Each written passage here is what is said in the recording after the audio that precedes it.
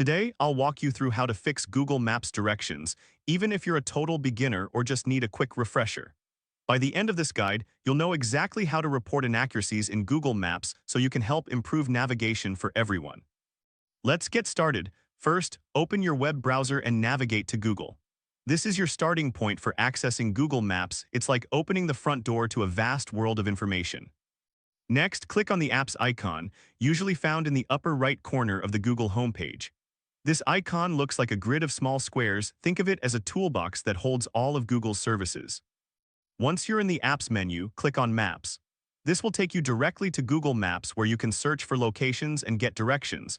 Don't worry if your dashboard looks slightly different, the core functionality remains the same. Now pin the address or location you want to fix. You can do this by searching for the specific place in the search bar. Once you find it, click on it to drop a pin. This step is crucial because it tells Google exactly where the issue lies, like marking a spot on a treasure map. After pinning the location, look for the option that says Report a Data Problem. This is your way of communicating with Google about any inaccuracies you've found.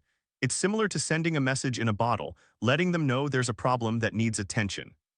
Next, select an option that's available and relevant to the issue you're reporting. This could be anything from incorrect addresses to missing locations. Choose the option that best describes the problem. This helps Google understand what needs to be fixed. Finally, tap Done, then Send. This is the last step in your reporting process. Think of it as sealing that message in a bottle and tossing it into the ocean, hoping it reaches the right destination. And there you have it. You've successfully reported an issue with Google Maps directions.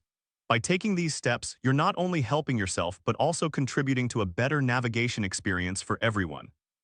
If this helped you out, please give the video a thumbs up. If you run into any issues, leave a comment below. Subscribe for more actionable guides. Thanks for watching.